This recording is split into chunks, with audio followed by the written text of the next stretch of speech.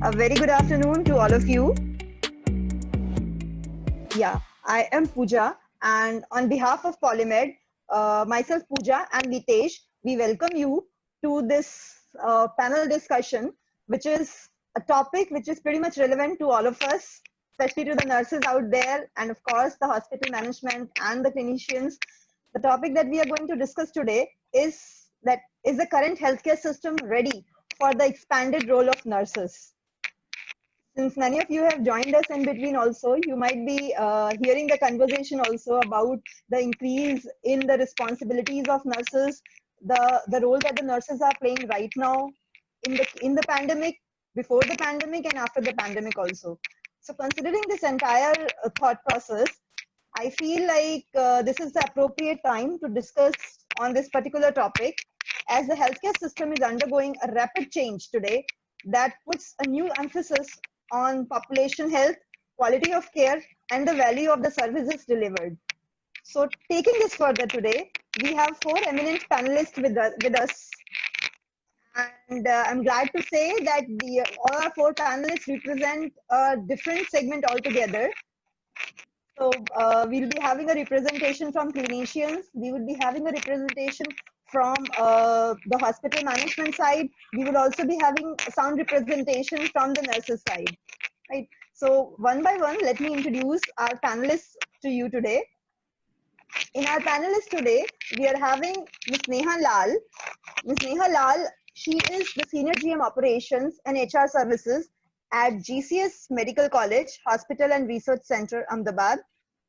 She's been awarded with Mother Teresa Sadbhavna Award from International Business Council, New Delhi, for achieving outstanding achievements in healthcare. She is an NABH assessor from the Quality Council of India, New Delhi, and awarded with Women Leadership Award in Healthcare, presented by ABP News under the Gujarat Healthcare Leadership Awards on 27 September 2018. She's also been awarded as Dr. APJ Abdul Kalam Sadbhavna Award and Certificate of Excellence from International Institute of Education Management for outstanding achievements in October 2018.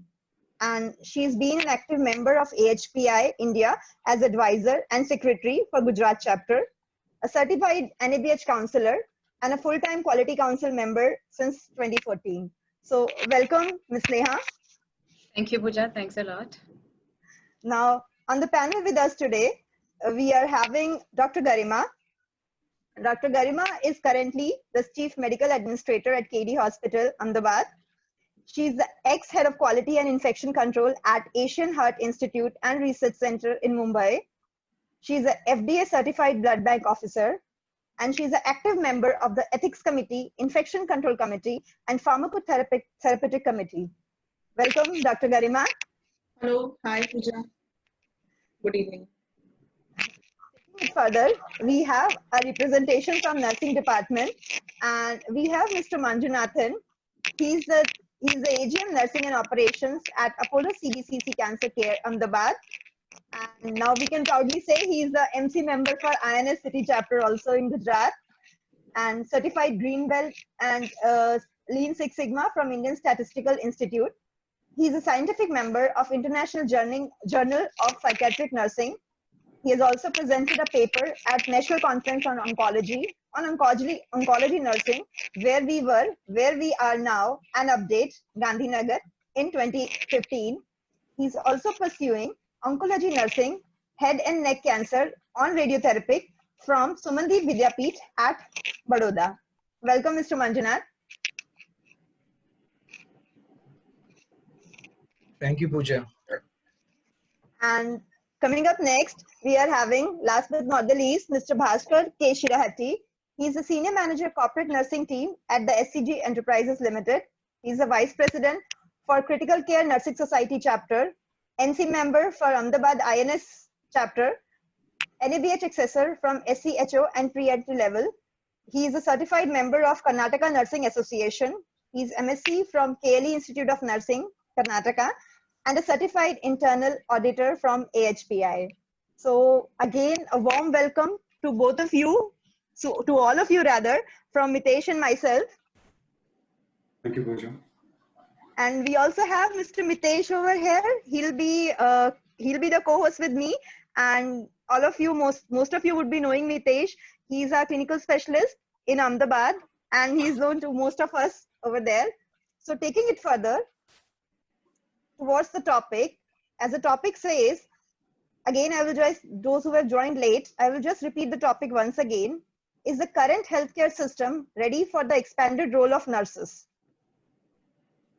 Right. So the changing landscape of healthcare system and the changing profile of the population requires the system to undergo a fundamental shift to provide a patient-centric care, delivery of most primary as opposed to the specialty care, enable all healthcare practitioners to practice the full extent of their education, training, and competency, and to foster the interprofessional collaboration.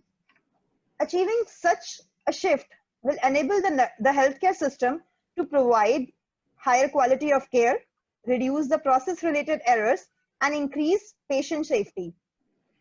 Right. This happens actually by tapping the actual strength of the nursing professionals. This session argues that the nurses are so well poised to address the needs by virtue of their number, scientific knowledge, and the adaptive capacity that the healthcare system can actually take advantage of the contribution they can make by taking up the enhanced and reconceptualized role of nurses. So the idea here is that a complete change in shift in the kind of role that the nurses are doing right now, and what could be possibly when they take up some newer responsibility, expanded care. So we'd like to hear from from our eminent panelists. Anybody would like to share anything on that?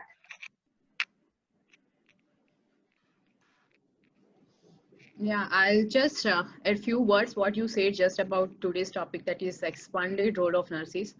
Uh, of course, nurses are, the registered nurses, but the role is not limited. I think that there are a lot of diversity happening. There are a lot of specialization wherein just there is a chemo nurses, there is an ICU nurse, there is an infection control nurse, there is a quality nurse, there is a separate nurse for only the medication administration. At the academic side, the nurses are educator, they are nurse counselor, just having the good rapport between the nurse and patient. So I think they not only play the critical role in the curative and the health promotion. I think they are very well placed at the emergency settings and delivering the all primary and secondary care to our patients. I'm talking on the India context. So as a part of strong multidisciplinary team in the healthcare delivery settings, I think the nurses and midwives contribute the 50% of the healthcare workforce, and that is a very significant. And all we know that there is a global shortage in the nursing, and these are the nurse shortage are there in the Southeast Asia and Asian countries and African countries. So just to achieve that sustainable development goal, I think we need WHO actually estimates that we need at least more than 9 million nurses to address this particular shortage by 2030. So as we see that opportunities are so high, there is a huge demand of the nurses. Not only nurses, but the roles are so diversified that we need to create a specialized nurses for the specialized treatment. So I think today's topic, I should that all these panelists and the company and the Pooja and Mitesh should be able to contribute more on how to take it further. Right. Thank you so much, ma'am. Taking the session further, see, many examples exist that the organization nowadays are being redesigned for the better utility of the nurses, like the roles of nurse navigator, nurse practitioner, as ma'am you mentioned, nurse, PICC line nurse, critical care nurses, nurse anesthetist, and medication nurses. These are all existing also, and many organizations are even willing to change and redesign their overall structure for that. So my first question here is to Dr. Garima. From the clinician's perspective of that, like being a doctor, would they be comfortable in allowing nurses to function in this new role, to take individual calls and still be okay with the outcome? Dr. Garima? Yeah, yes, hi Pooja. First of all, thanks to you for this, and this is such a fresh and important topic we should discuss in our Indian scenario.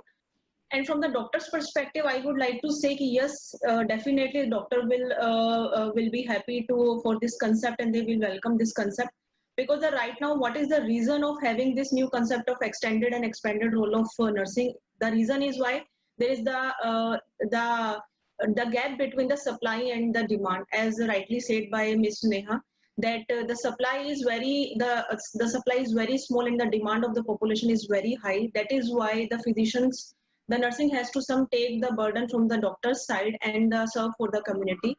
Now there are two terms: expanded role and extended role. Extended role means they are giving care to the outreach populations, and expanded role when they are being trained in specialization like critical care nurses, nurse practitioners, ICU nurses, line care nurses, and all these factors.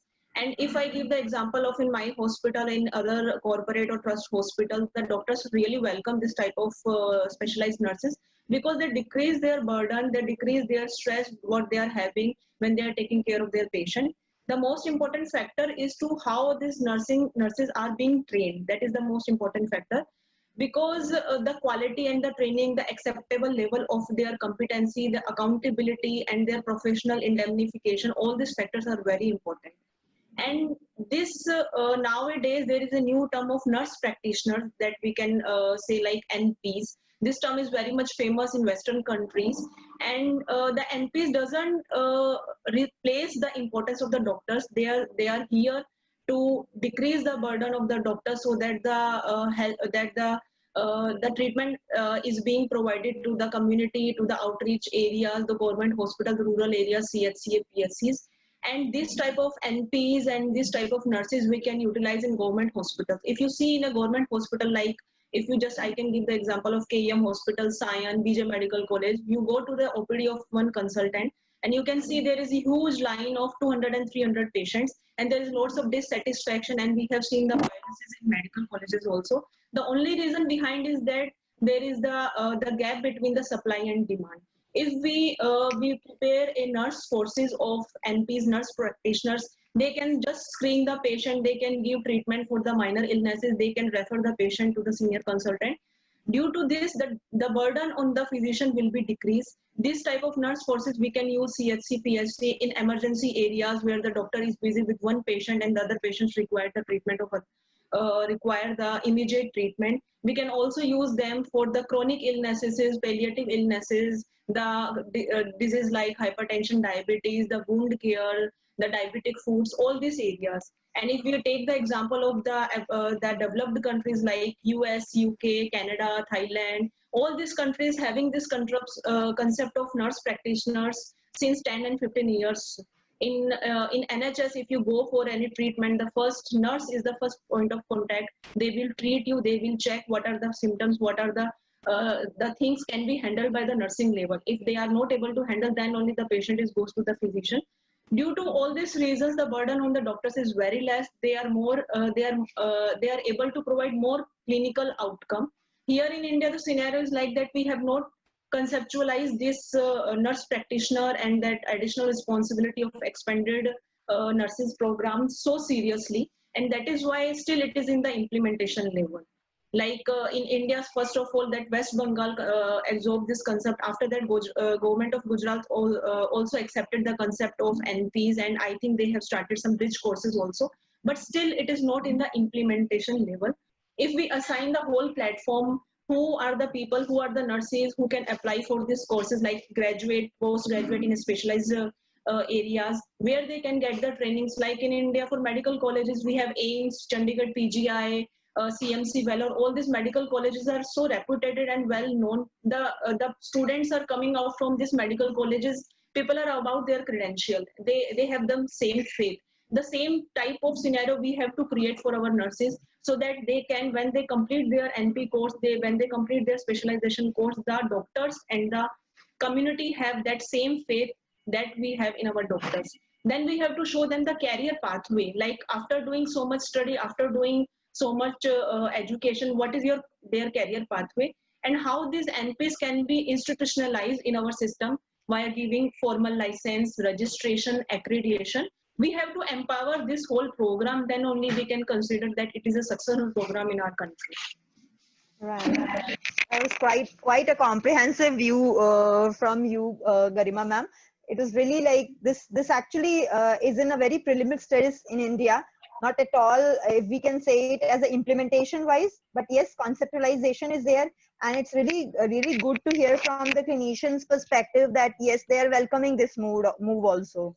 So in the starting, I just forgot to mention one thing. It is for all the attendees, the audience over there. Like you may see a panel in your panel. No, there are two options. One is a comment, and another one is your Q&A. So if you are having any queries related to this topic or any questions, whichever comes to your mind, and you want to put it to our panelists, please put the questions in the Q&A box. We would be taking all the questions later on. And if you have any queries related to these roles like nurse navigator or nursing practitioner or all these things, please drop in your queries over there. We'll take them one by one. Okay. So thank you, Dr. Garima. Proceeding further, now my next question is to Ms. Neha, is that how would be the management looking at the same? Like the role from the management's perspective, would they be encouraging the nurses to take up the new role like the clinicians, and what would be their expectations out of that? Yep.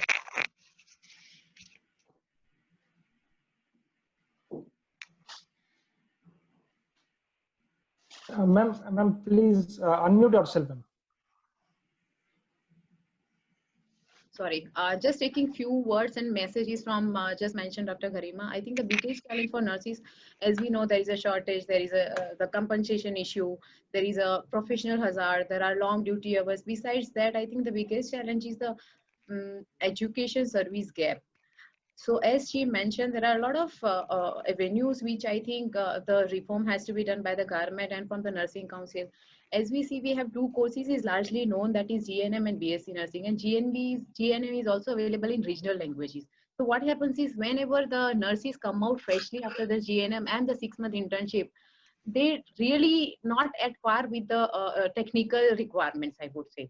So maybe after the BSc nursing, if we want to have nurses in our hospital, like let's say for the chemo, let's say for the respiratory diseases, like post-COVID now, we need only for the ICU, we need the cardiac nurses, we need to have PG in those streams and let those nurses be, there in the department at least for 6 months like doctors.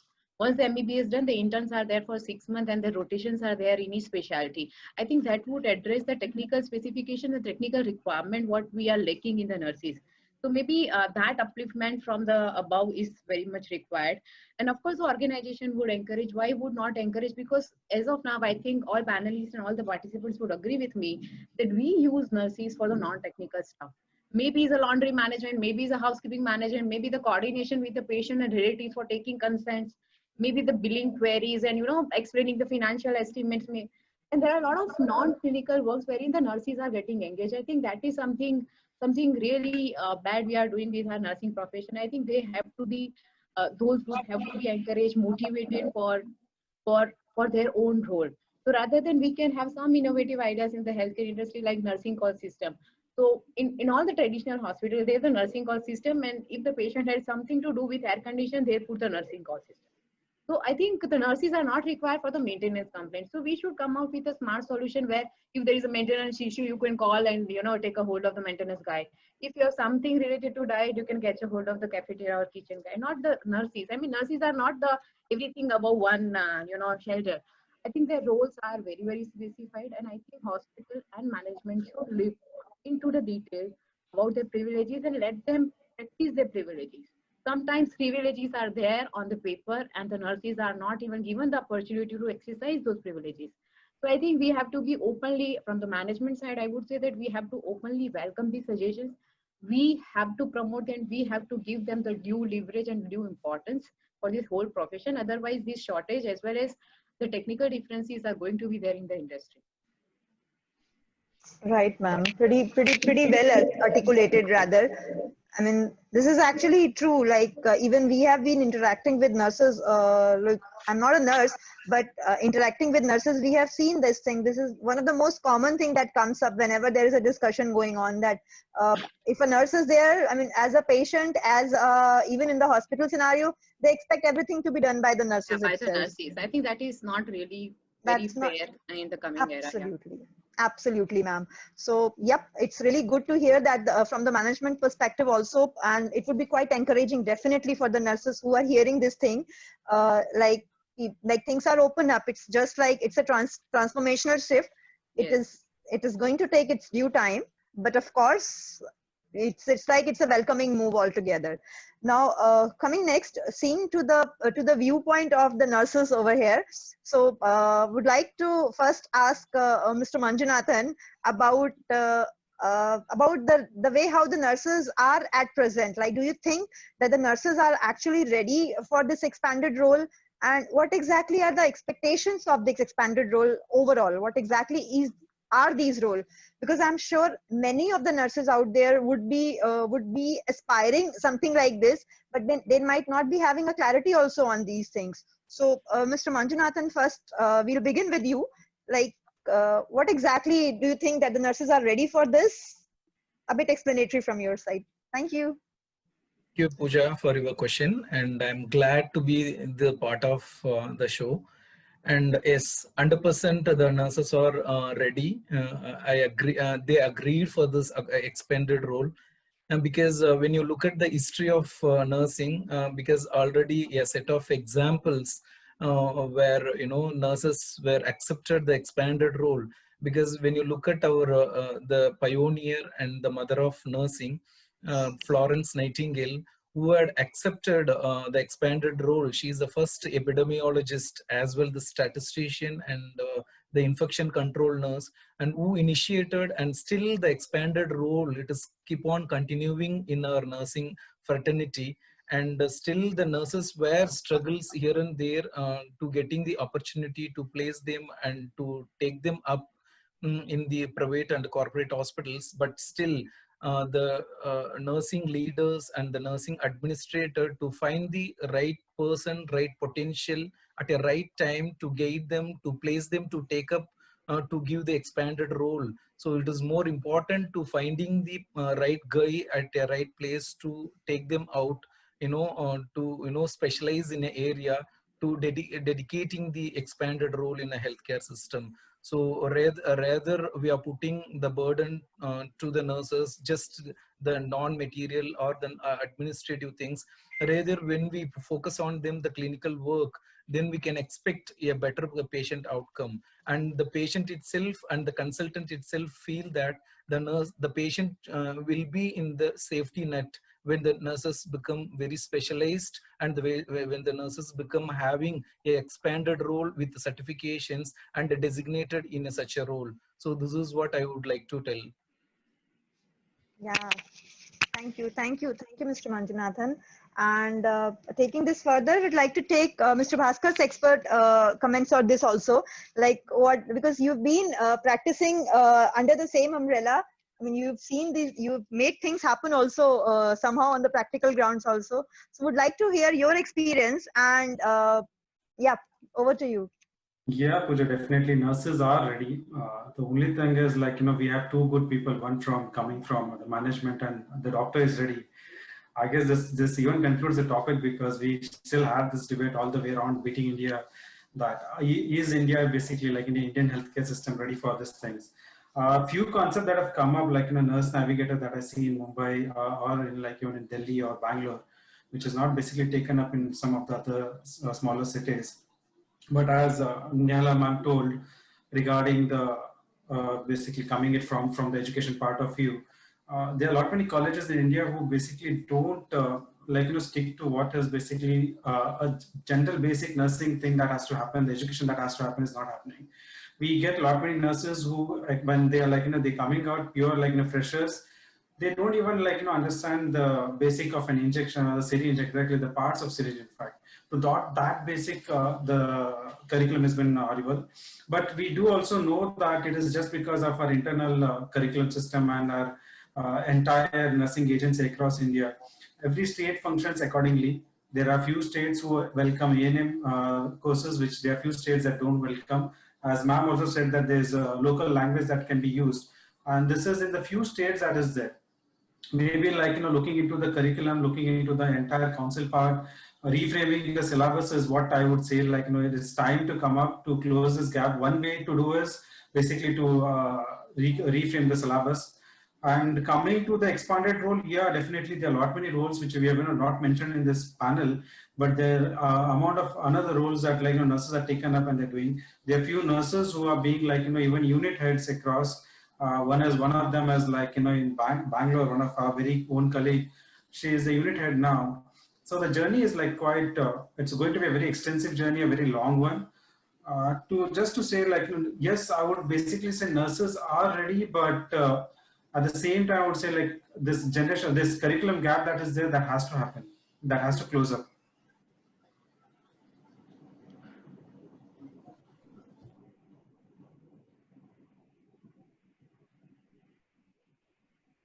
Pooja, unmute. I just forgot that only. So yeah, that was in fact quite an insight, from your own experience, both of you.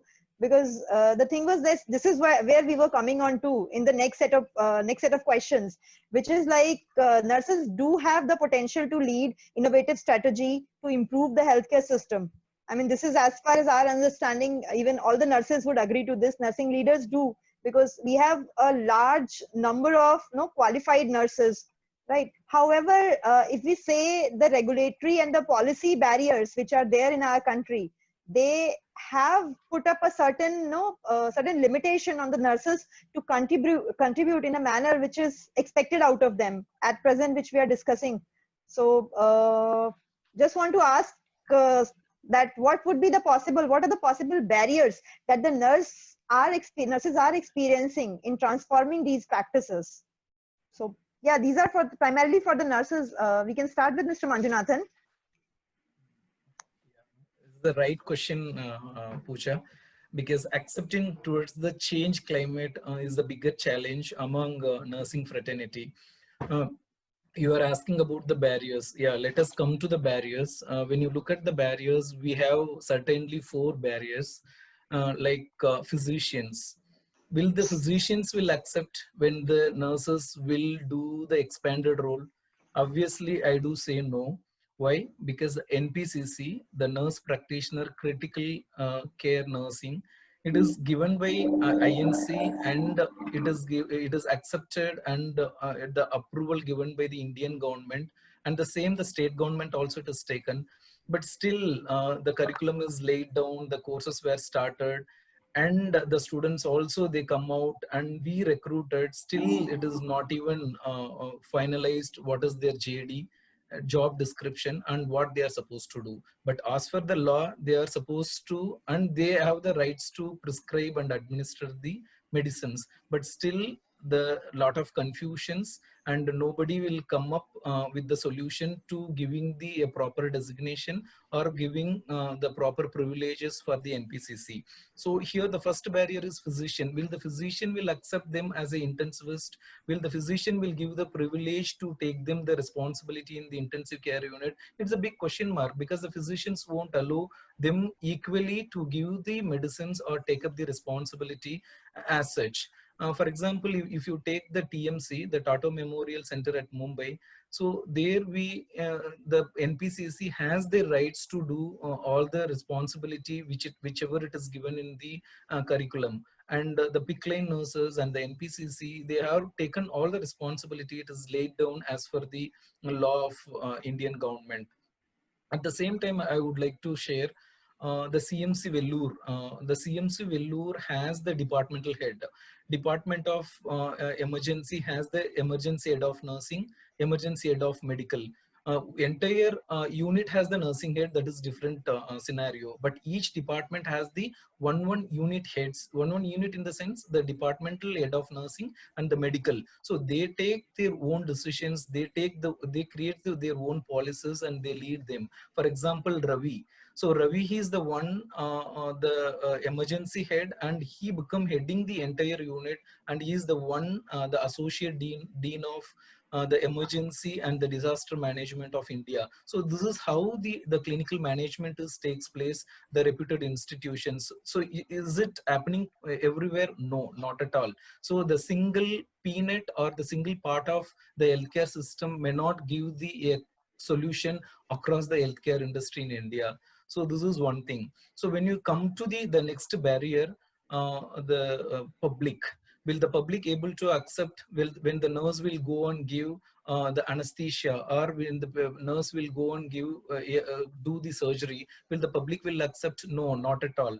Because the Indian system, they do understand the nurses are just meant for giving injections or giving the medications. But when you look at the Western countries, they trained themselves with anesthesia, they trained themselves into the surgery, and they do operate the surgery. The recent journal which I have reviewed, so there the nurse have trained for 3 years and she is now operating surgeries. So this is how the expanded roles are accepting in the healthcare industry, but it takes a lot of time. It is not time, the years to come to accept in India the healthcare industry to look into the nurses. They become have the potential to come up with such challenges. So this is the second one. When you look at the payers in the sense the insurance companies, because a lot of healthcare industries will tied with the TPS, the third party admissions. So here also what happens, the payers will accept when the nurse will do the signatures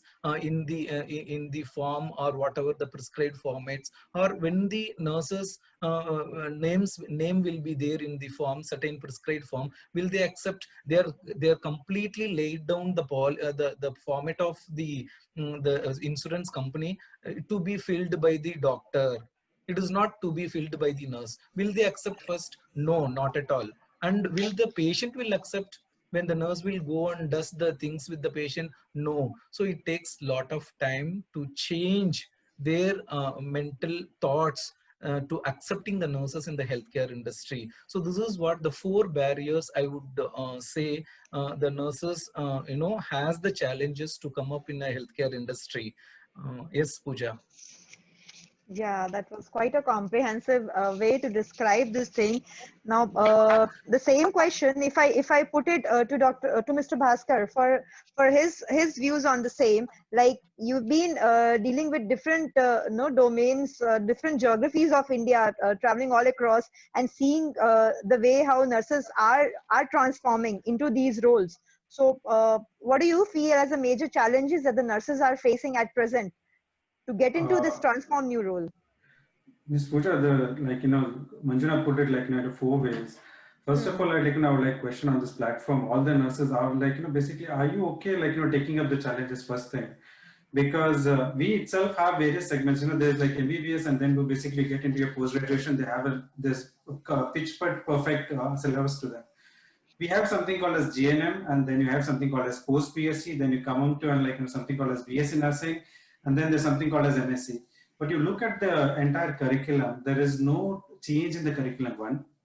Secondly, how many of of our GNM nurses across of vehicle number GJ01 RF 9444.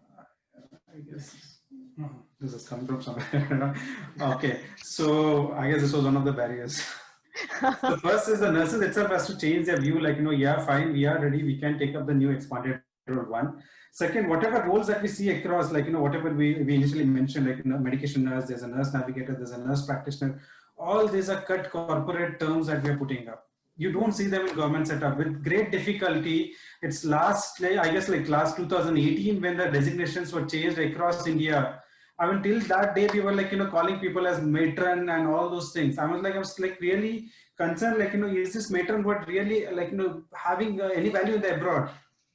We even in HCG had till 2014, we had something called as primary nurse. People used to come back and say, sir, I need a change in this. You can at least mention staff nurse because they're not ready to take me there.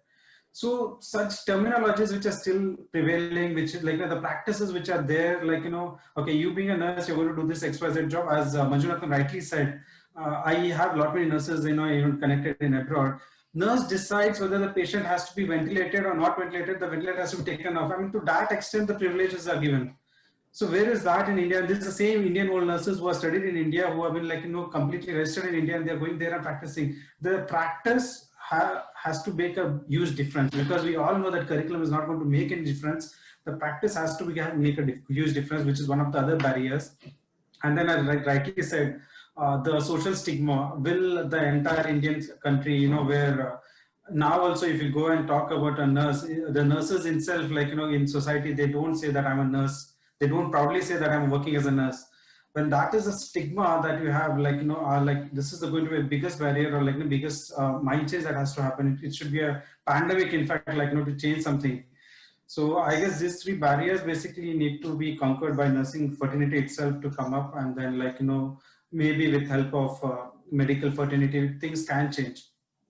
Right.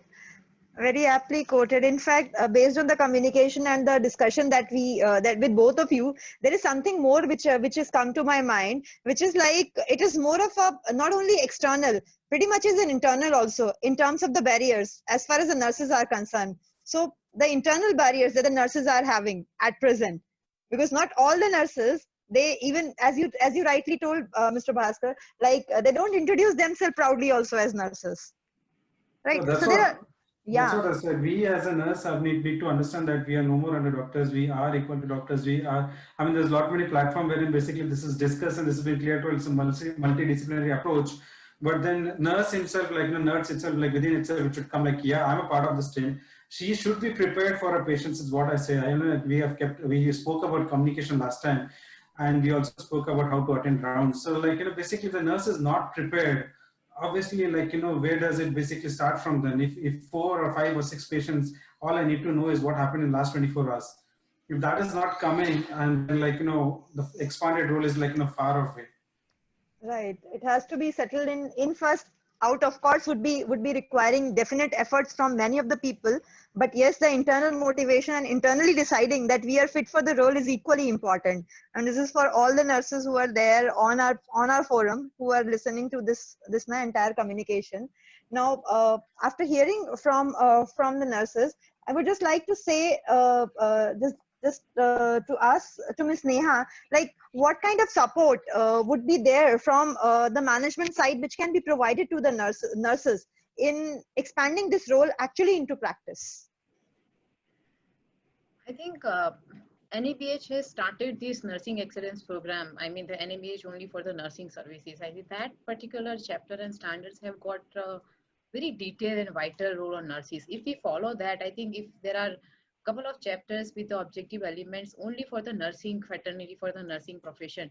So if majority of the organization, majority of the big hospital, as just Bhaskar mentioned about the government hospital or be it private hospital, but in a large capacity and good healthcare setting, if we actually practice all these accreditation standard and the privileges according to that data, because sometimes as I again enforce that many times we do manipulation and accept it, we do that. So I think that should come from the management. We have to be transparent. Let the nurse profession be, empowered for that they are meant for. So if the organization, if the top management actually gives some importance to them, let's say, I think during the COVID pandemic, there was a teleconsultation happening. A lot of applications were there in the market because the patients could not come to the hospital for their own disease control. And I have seen, I would not quote the name of the hospital, but I've seen the example, not only the doctor, nursing teleconsultation was also available to the patients because the nurses are very good at patient counseling. They are very good at monitoring of all the parameters, vitals, what all medications are going on and following the clinical orders, I mean, set up by the consultant. So there are, I just summarize that nurses as a profession has to do that SWOT analysis, and maybe the weaknesses can be converted certainly to the strength, and the this of course can be converted into the opportunities. There are lots and lots of opportunities we just have discussed. Besides that, there are a lot of challenges, as just Bhaskar and Manjunathan mentioned about the barriers in the industry and the society.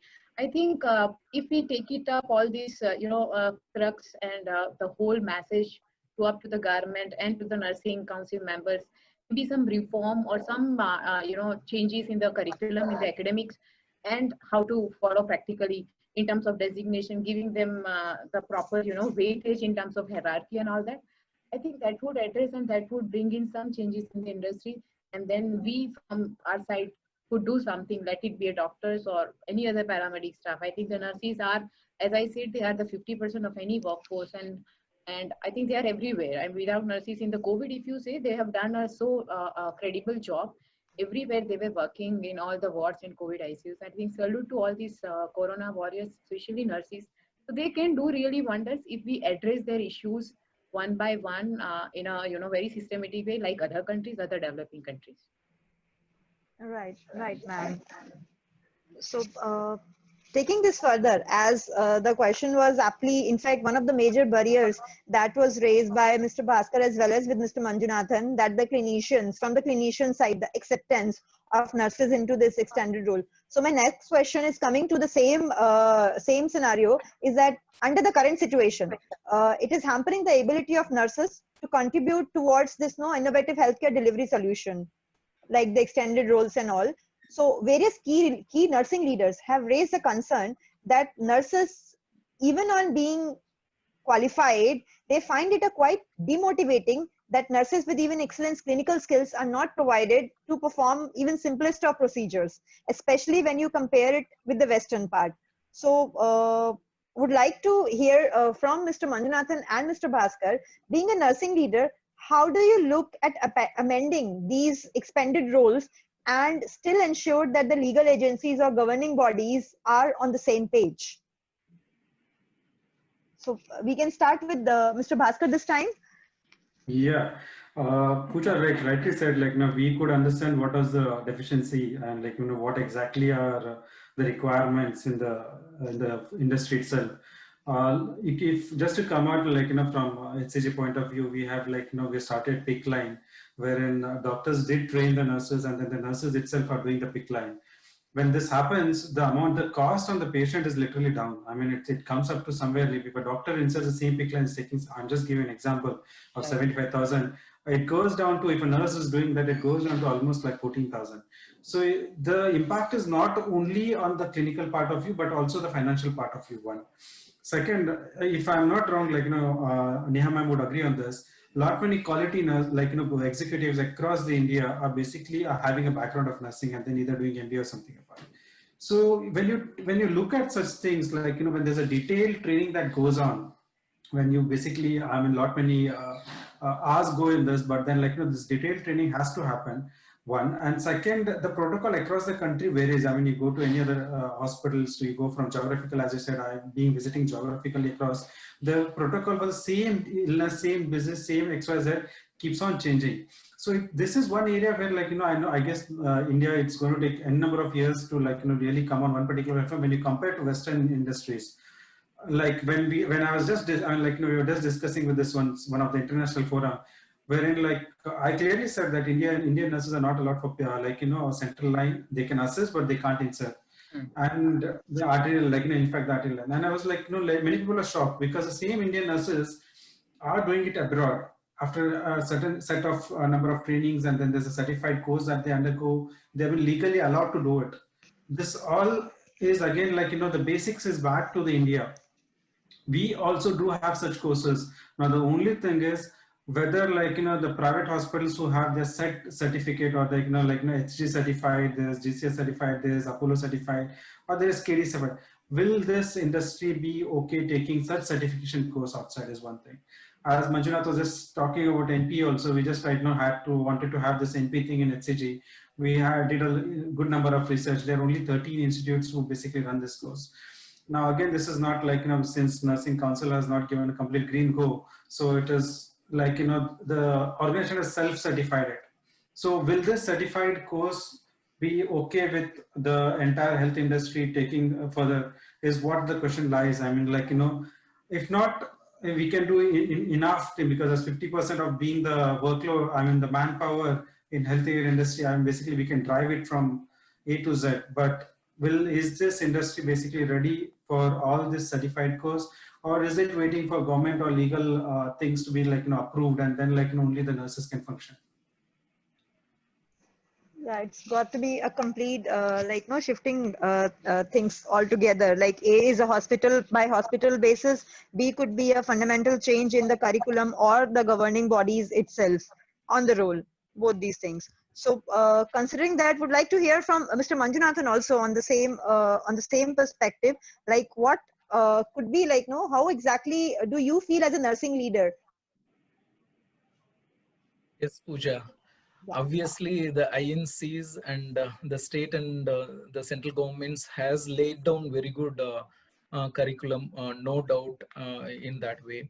So how far the implementation has been taken place in each level, it is really pathetic. It's need to be looked into it very seriously, because the government has done very good job to lay down all the curriculum. But when you look at the next level of the academic, or maybe in the healthcare industry, it is not even connecting between what exactly it is expected from each category of the nursing cadre is really a big question mark. And here what I would suggest, there is no need to give a certifications from the local industry of healthcare. Already the INC made a very clear-cut curriculum of the nephro nurses, uro nurses, oncology nurses, critical care nurses, and the primary care nurses, and the critical care, the NP critical care nurses. So each category, they made very clear-cut curriculum, what is to be done, what is not to be done. But what is the thing, they are very scared to take the admissions in the government institutions or the recognized institutions. Once they complete the courses, how many have taken the job? How many healthcare industries have offered them as a specialized nurse? It's a big question mark. This is a reality what I'm talking today, because that is a reason those organizations who have taken the approval and the recognitions from the local authorities and the INCs, still the seats were vacant to get trained themselves. But those educations, whatever I listed here, all the educations are the residential programs. There is no need of them go to the academic and sit and have the education, because they are basically the registered nurses. It is the additional program to take them as a specialized. But here it is a residential program. They can go and have the educations or the trainings, and they can come out with the certification of specialized of so and so, and the hospitals has to be recruited. How many hospitals are recruiting them as a specialized nurse? Nobody is recruiting. One thing is the financial implications, and second one is giving a specialized role. It may be impacting into the other healthcare team. So these are all the big implications which may come up into the healthcare industry. And the nurses who will come and get appointment in hospitals, later on we train them as a intensive care nurse, dialysis nurse, oncology nurse, without certification, without any recognition. So this is what happening exactly in the healthcare industry. But already the governing bodies or amended such curriculums, but it is not following appropriately between the healthcare industry and the academics. So this is what exactly the happenings. Right, there's a huge gap in between. Yeah. As what you have aptly quoted. So I mean, still, despite we had this discussion in the starting also, some organizations still argue that the nurses should not be allowed beyond their scope of work, despite having definite medical qualifications, despite having the clinical knowledge, despite having the cognitive and technical skills. Some organizations still provide a barrier to the nurses over there. And even physicians, they also cite concern with patient safety and the relative outcome over there. So my question here is to a clinician over here, Dr. Garima. I mean, do you agree, or you can share your views on the same? Doctors across the country, would they welcome this thing? I mean, in the starting, it was quite clear, but going on to the descriptive part of this, like, would you agree or would you welcome this move? And what is your take on the doctors not welcoming this move? I would like to say that first of all, we need to understand why there is some trust factor, like rightly said by Mr. Bhaskar, that there is a trust factor. The physicians are not trusting on the nursing, even they are qualified. The community doesn't have that trust on the nurses when they are doing some procedure. First of all, we need to address that trust factor. And I think in India, our Indian medical fraternity is mostly dominating by our senior physicians, surgeons, and the doctors, if I say. And here in India, Indian Medical Council, Indian Nursing Counseling are those two separate entities. Now we are talking about the nurse practitioner who can practice as a physician. They can do small procedure. They can be powered to take the decision. So this is like the doctors. We need to understand the factor. It is not to replace or to subside the work which is done by the doctors or physicians. This new thing is to help out the doctors so that the community can get the treatment properly, and we can reach out to our to the community which the doctors are not able to give the treatment. So first of all, that concept we have to clear, which is wrongly presented, like it is to replace the doctors. When a physician is saying that I have seen, if I say about a private practitioner, he is doing 50 or 100 OPDs per day, and now we are introducing the concept of NPs, and now he is thinking that my OPDs will be less because there is a nurse sitting beside and she will start the OPDs. So we have to address this factor. Second thing is the trust factor. In Indian medical scenario, as well as the physicians, doctors, as well as the community don't have trust if the nurses are independently doing the practice. For that, we have to, as rightly said by the other members, we have to look the curriculum, the standardized uniform medical, the teaching system in nursing. There is an article in Indian Journal of Medical Ethics. It was published in May 2017. It is regarding the non-uniformity of nursing schools, the curriculum, and the substandards of the students are coming out the different colleges because the state council are giving the licenses very easily. There is something in that article. It has told that more than 61% of the colleges are getting licensed, which are not that much standard. So everybody is aware about that fact. I think that governing body in India, it can be Indian Medical Council, Indian Nursing Council, they have to address that part, which is the trust factor. The second part, I think if we involve that Indian Nursing Counseling and the Indian Medical Counseling both together, and if we work as a team, so we can come over with this trust factor.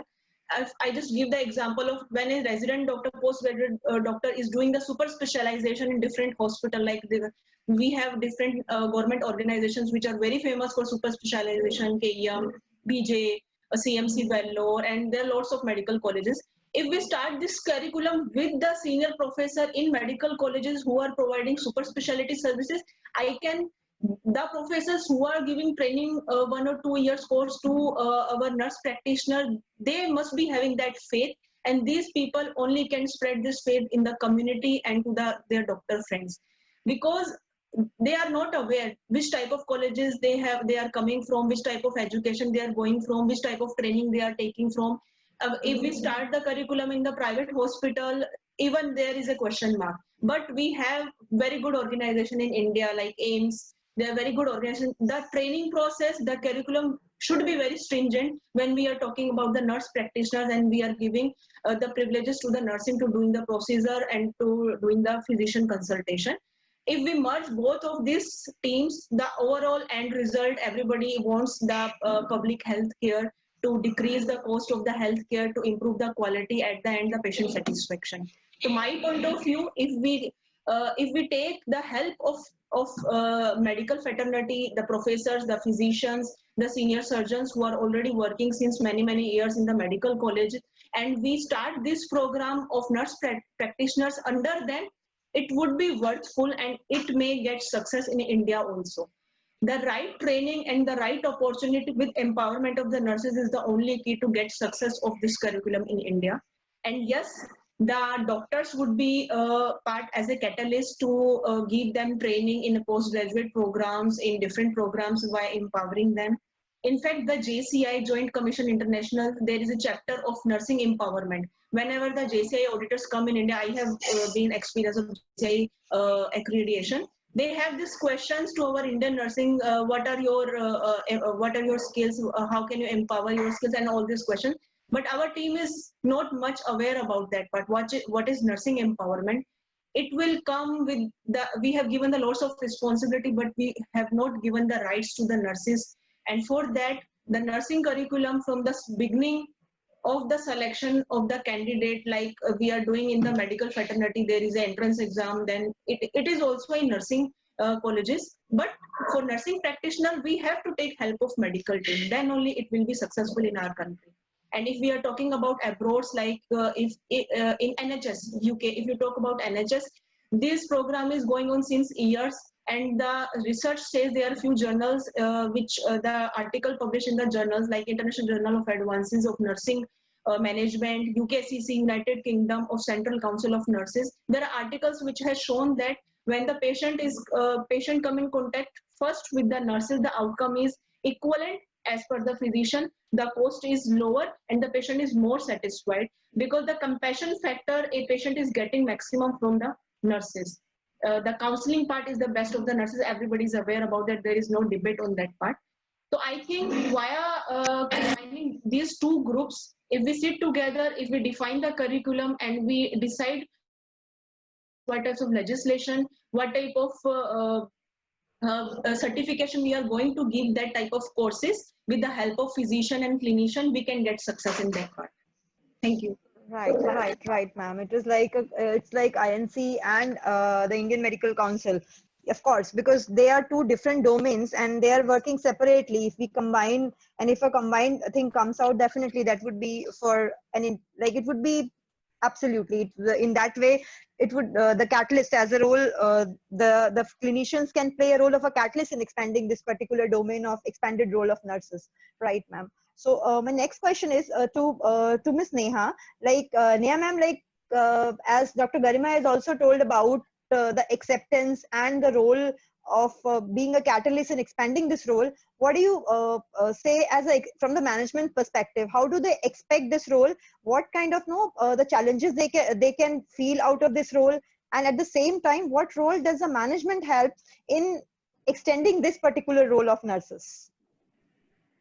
I think to bridge the gap between the consultant and the nurse, I mean, particular the physician and doctors, it's a patient treatment, patient disease control is a team effort, and I think each and every stakeholders has to play some role. Wherein the physician define the line of treatment and the whole care of plan of care and all that, and nurses will have to follow and maybe they contribute in that by a lot of factors.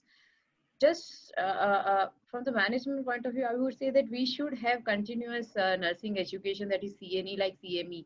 If you go to the medical college and certain tertiary care hospital, the CMEs and the academic programs are the regular events happening in the hospital. So if of course, I would just give an example of Manjunathan and Bhaskar. I think the nursing leaders in any hospital should be a very strong enough to take a lead in enabling other nurses to get into the academics and just to get updated with what is going on in the market and what is going on in the industry, how the demands and supply, what are the challenges and what are the remedials which they can take while being in the organization. So I think the first foremost is the CNE is very important part, and let these CNEs to be handled, organized and taken by the consultant. Let the consultant only impart those education, because as Manjunathan said, there are a lot of barriers, and I think we'll have decades and decades to have this reform in our own country like India. And plus we have a shortage and a lot of other challenges on compensation and other privileges. I think besides that, if we can start from the hospital perspective, if in a respective hospital, the nurse leader as well as the consultant, that start the regular academic programs to enhance some technical skill of the nurses, I think that would be a great advantage and great support to the people. And I've seen in few of the corporate hospital, nurses are not even only for the nursing care. They are the good nurses are actually rolled and mapped into the business targets. See, your ICU beds are, you are catering to 5 beds. I am sure that corporate hospital would agree to me. So they feel that they are also a party to the business. I mean, they should be felt little importance that they are also party to the business. So they are also given the business targets. They are also involved in the biomedical devices. If they are also involved in the inventory management system, wherein their inputs, their feedback are very, very much critical while selecting those devices and selecting those consumables. So I think everything is depend on the hospital. Everything is depend on the hospital management, how they are taking them, because nurses are coming up with a kind of the box of solutions. They have got a lot of other skills I think they can do with. Third most part is a soft skill. I have seen that whenever we take the interviews, as someone has just mentioned, fresher GNM or BSc, I think they are lacking some knowledge on the professional terms, not only the technical, but then how to communicate, the command over professional language, the body language, other factors on the soft skill, coordination and all that. that particular thing, I think those attributes make a major impact, because we see nurse as an individual who is the one in the ward and ICU to take care of everything.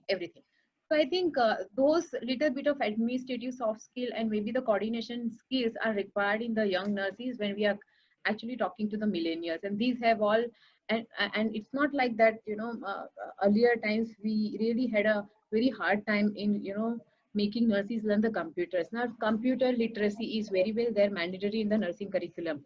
And I think GNM is still happening in the regional languages, but if that can be converted into English, I think a lot of medication error, a lot of other, safety issues can be addressed, because many a times even the freshers do not know the correct name of the medications. And when they prescribe, they actually make a lot of mistakes, and that comes into the, quality performance indicators and, the errors reporting system and likewise. So if they are well educated, professionally trained and regulated, and then the technically experienced, I think a lot of such challenges can be addressed, and then the organization gradually will have faith on the nurses to leave the patient on their own, and then they can leverage on the nurses profession. Okay, now nurses can do this, and then actually practice the privileges which are assigned by the accreditation or by the nursing council. I think by doing all these practical solutions, we may jointly find out some solution to address these challenges. Otherwise, I don't know when the time will come when the reforms and whole the nursing profession transformation happen. I think one has to take their own lead, to take own initiatives to address those. And these are my kind of solutions which I can offer here. Yeah, ma'am, that was quite a practical approach to that. Like in Yeah. a hospital-wise basis itself, if the clinician as well as the nursing leaders, if they can combinedly develop this kind of things within the Programs. hospital settings itself, so Yeah. they can set up the right examples. And these are things which are very much easy to do. I mean, inside the hospital, quite practical. Yeah. Right, ma'am. So coming back to the original question, I couldn't resist talking to the clinician and the management person on this thing. So my question actually is to Mr. Manjunathan and Mr. Bhaskar. Like, see, we have seen this thing that even though after having the qualifications, the nurses are not properly utilized in the hospital. Physician also cite these patient safety and all these related outcome, the outcome related things. So as a nursing leader, provided you get an opportunity, then how would you ensure that patient safety and the outcome would be maintained properly? And what kind of support would you be needing? And how would you drive this change? So Mr. Manjunathan, first to you.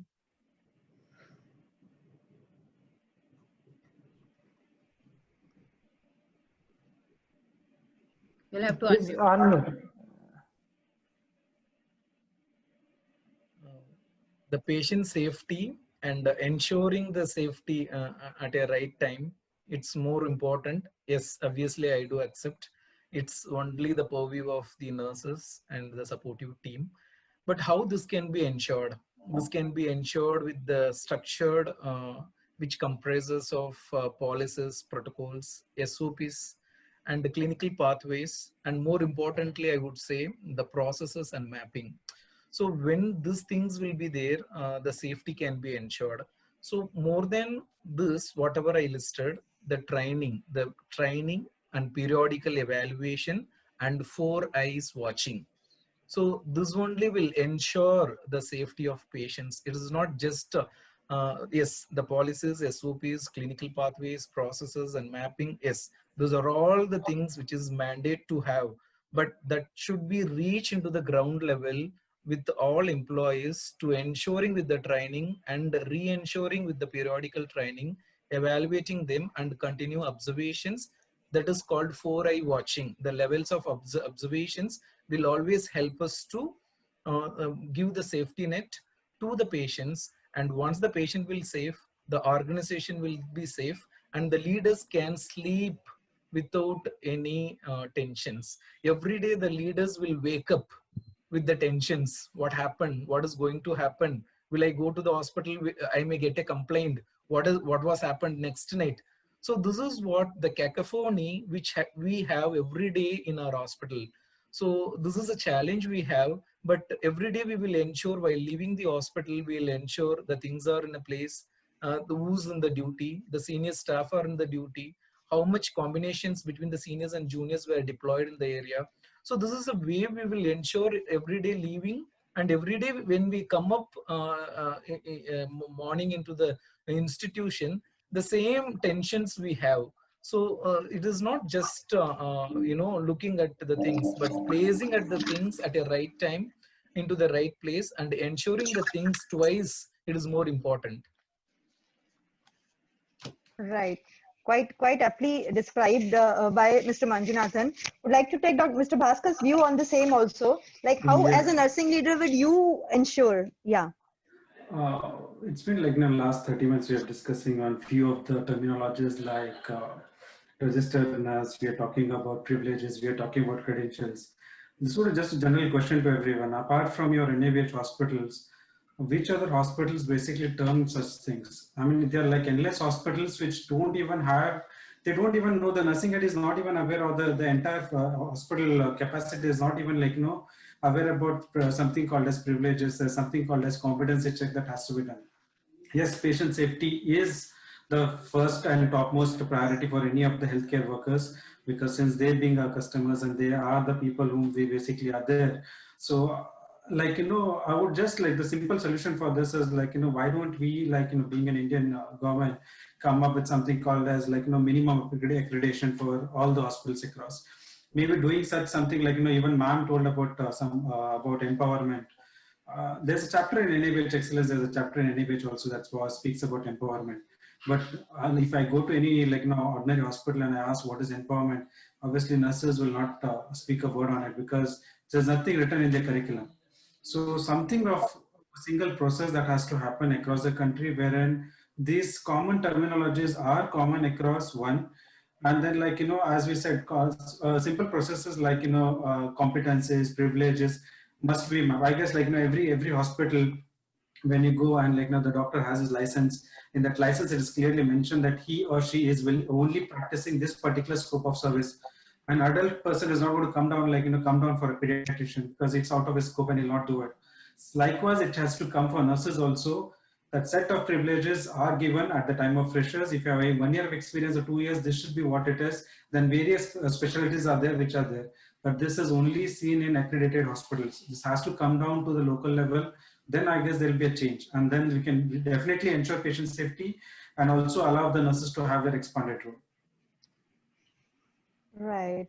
That's quite practical thinking from your side, because until these things are, these are the minimum requirements, and the minimum things which can be done also. So already we have taken around 9-10 minutes above our cited time, but there is a question in the chat box which is from one of my own colleagues who appears to be a nurse, but I couldn't resist taking this question because it may be there in many of the nurses' mind.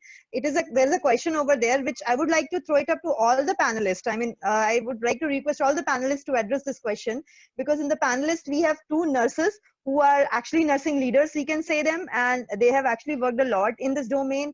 And then we are having, hello. Are you talking about question number 2? Then it is like the person who's there, Mr. Viren. I mean, out of the 4 panelists, we have 2 male nurses. So I guess we don't have to take up that question. No.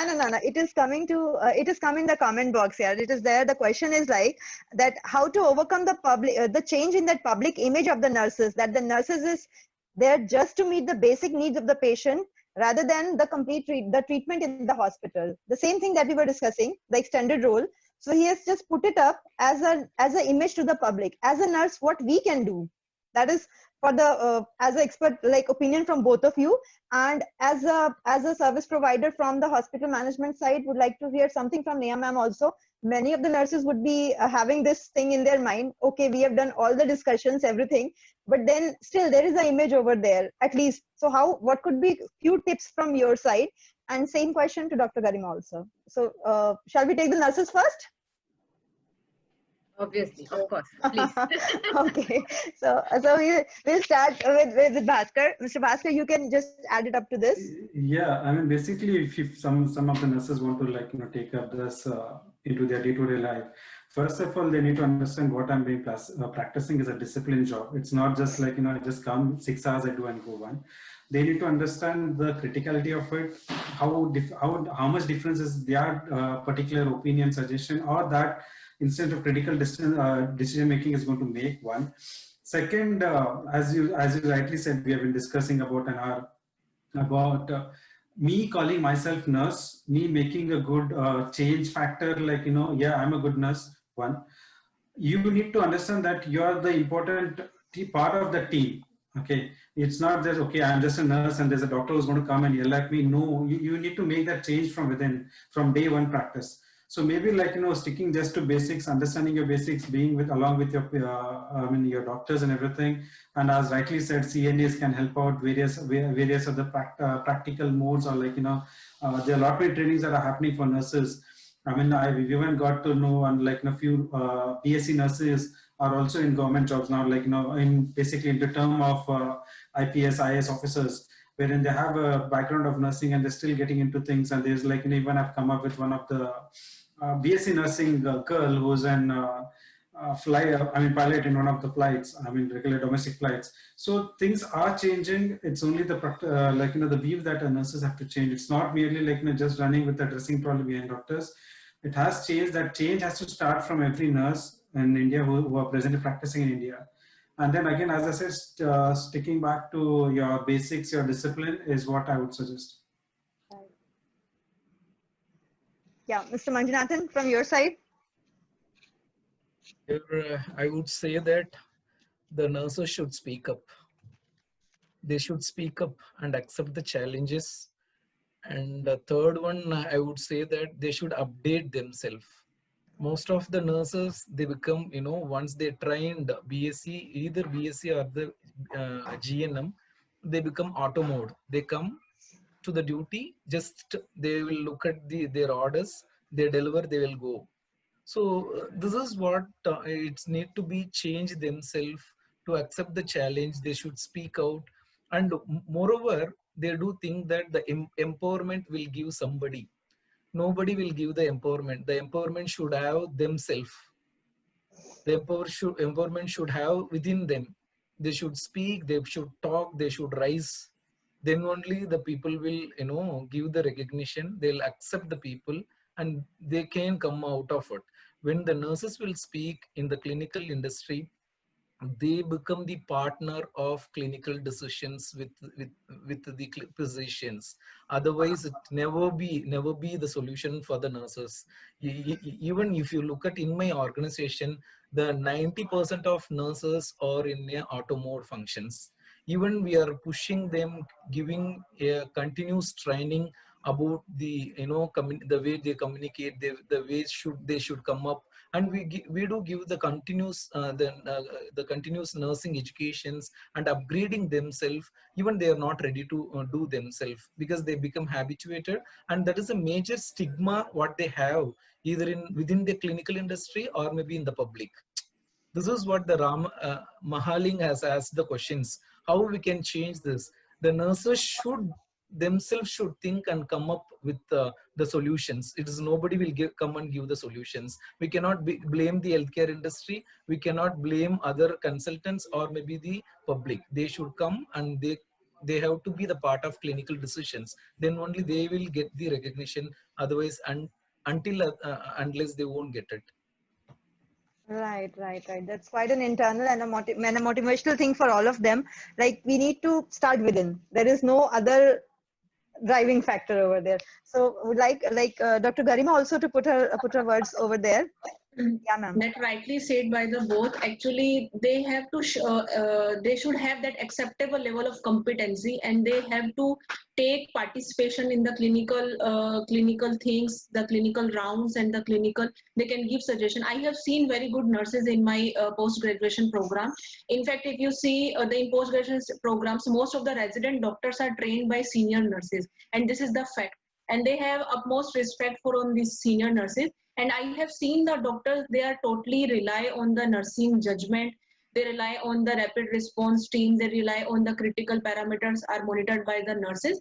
So we have this type of very talented and dedicated nurses. But as a whole team, as the whole nursing fraternity, that Mr. Manjunathan and Mr. Bhaskar has said truly, it should be come from inside. And by showing their competency, they can prove that yeah, they have that efficiency, and they can show their capability if they are being trained and given proper chance.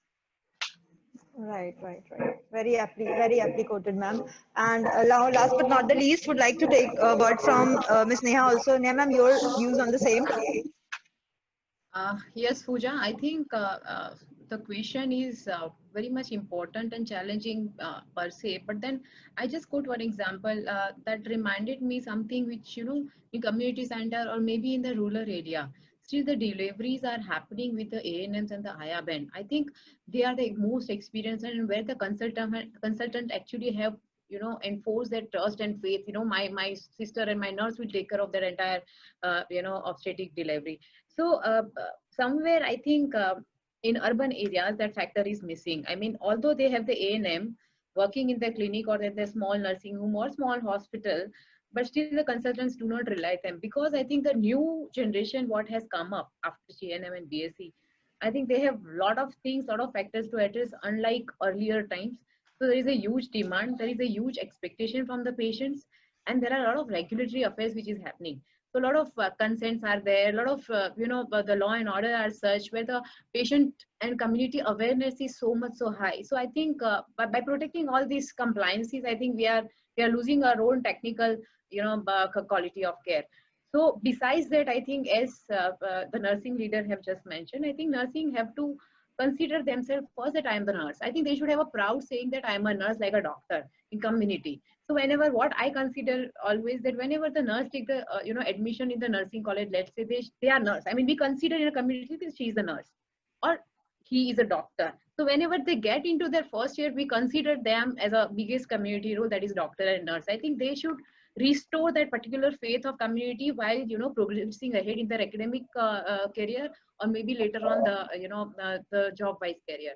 So I think nursing with support with the nurse leader in their particular hospital should do a wonderful job. I think they can only restore that faith and the trust in the mind of community, in the mind of consultant, in the minds of management, and I think they can really do well if everything comes together. So it's not that consultants are not trusting them, it's a matter of confidence, it's a matter of experience what they pursue. So more and more, as Manjunathan said, that they come for the duty for 6 hours, they come and go, and rather they should learn, anything out of it from the patient care. From the patient perspective, if the nurse goes to the patient and just say that, how are you today? Something like that. I think that whole question will take away 50% of that pain. So that kind of thing, doctors do not have time. So I think the nurses are the one who are there at the bedside for everything, take care of that particular patient. So they should consider all these things as a privilege, as an opportunity, as a platform, and they can utilize for a better, betterment of their own self. I think that is my key message to all the participants here. I hope that serves Maling's question as well as to others also who has a similar kind of doubt, because I'm sure the reason I took up this question was this much discussions was going on, but at the end of a day, the ground reality remains the same, most of the people. So, I mean, just to connect with the people who are attending the program, what can be done from their side. So, yeah, this by this, we are just coming towards the closure of the program. It's been a really very healthy discussion and a fruitful discussion. I'm sure the audience would definitely have got some good messages out of this, some good takeaways from the session. So just before we close the program, as a regular ritual of the program, we just like all the panelists to just summarize from their side the overall take on the topic from their side.